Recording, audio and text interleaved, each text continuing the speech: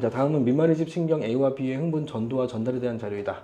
자, 그림은 A와 B의 지점 D1부터 D4의 위치, B는 두 개의 뉴런으로 되어 있고 기역, 니은, 디귿 중 한 곳에만 시냅스가 있다 졸치고 염두에 두고, 자, 그 다음에 A는 X의 자국주고 B는 Y의, 즉 자국준 지점이 다르다. 근데 이 X하고 Y가 D2하고 D3 중에 하나다. 그래서 내가 자국준 지점이 항상 어딘지를 체크해 놓으면 좀 좋은 게, 자국준 지점이 굉장히 중요한 지점이기 때문에 그렇죠. 자국준 지점이 어딘지 따라서 얘네들의 막전이가 달라지기 때문에, 그리고 위치도 달라질 수도 있고. 그래서 A와 B를 보니까 신기한 거는, 특이한 건 B는 이 기네드 중에 시냅스가 하나 있잖아요. 그죠? 하지만 A는 있다 없다? 없다. 따라서 내가 먼저 봐야 되는 건 A다 B다?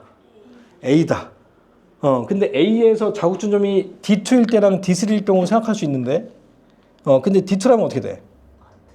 그쵸. 얘네들이 대칭이죠. 그냥 똑같은 거 없죠. 똑같은 게 없기 때문에. 왜냐면 여기 나와 있는 1, 2, 3, 4는 D1, D2, D3, D4가 다 있거든요. 근데 대칭이 존재하지 않기 때문에, A에서 대칭이 존재하지 않기 때문에 자국준점이 D2는 안 된다. 따라서 자국준 지점이 D2는 안 된다. 따라서 D3다. 됐나요? 자, 그러면 되게 쉬운, 이제 되게 실마리가 풀려버리는 게, A에서 자국준점이 D3면 B의 자국준점은 D2밖에 안 되죠. 네. 그럼 너무너무 이제 매끄럽게 풀리는 게, 그러면 얘가 D3인 거 알았으니까 여기 나머지 1, 2, 3, 4의 위치를 찾을 수 있어. 왜냐면 자국준점이 가장 가까운 걸 찾으면 되거든요. 이 중에서 막전이가 가장 많이 된 건 어디예요? 요 놈들이 제일 자국준점이 될 수는 없잖아. 네. 여기 마이너스 80이 있는데. 그러니까 이 시간은 같단 말이야.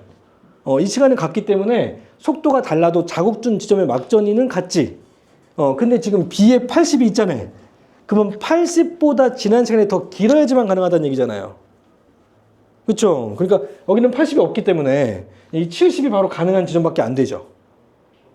B에서 80인 점이 그것도 자국준점이 안 하는 거죠, 이것도. 이거보다 더 지난 시간이 길어야 되니까. 따라서 자국준점은 4밖에 안 된다. 여기밖에 안 된다. 여기다.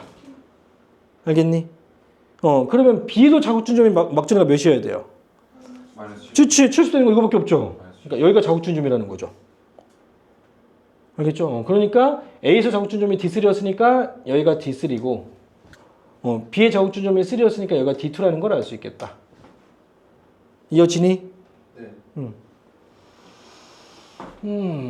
자, 그러면 여기 B에서 나머지가 00이잖아요. 그러면 이 자국준점에서 가장 가까운 점은 어디? 가장 가깝게 도달 시간이 짧은 구간은 요 놈이죠. 하지만 여기는 시냅스가 있을 수 있는 거지. 그러니까 A에서 보면 30, 60하고 0인 지점은 얘는 잘 몰라도 얘네들의 지난 시간은 정해져 있죠. 얘는 1초고 얘는 2초죠. 그러니까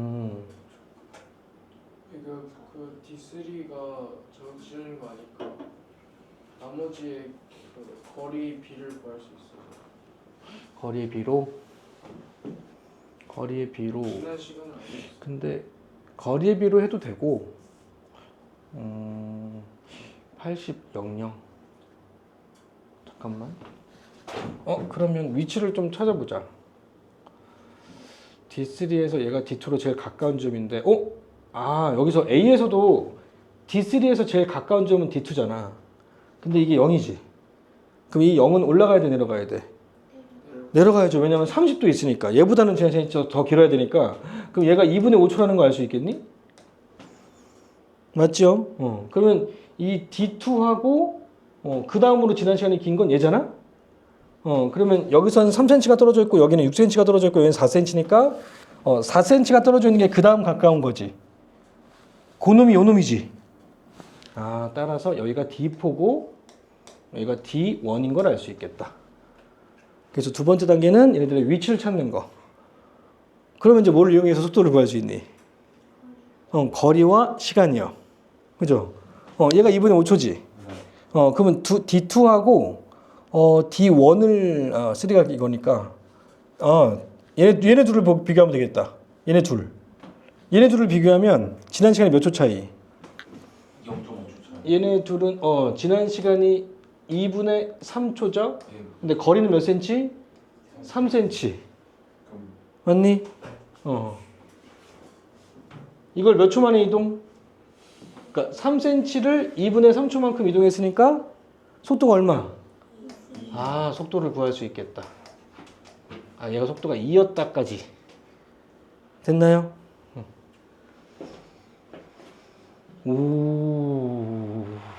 자, 그러면 이게 D1이 여긴 걸 알았으니까. 근데 D1이 마이너스 70이 아니라 마이너스 80이네. 그럼 시냅스가 있다 없다? 시냅스가 없었다. 시냅스가 없는데 80이니까 얘가 2초인 걸 알았으니까 이 경과 시간을 이제 구할 수 있겠다, 그지? 경과 시간이 속도가 2이기 때문에 여기에서 D1까지 이동하는데 몇 초? 3초. 근데 이 D1 지점이 여기지. 이게 3초였던 거지. 그러니까 이 T1초가 4초인 걸 알 수 있고, 따라서 이 80인 건 1초, 3초인 거죠.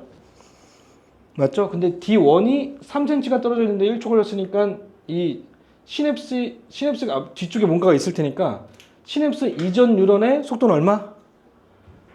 이 부분의 속도는 3이라는 걸 알 수 있겠다. 됐나요?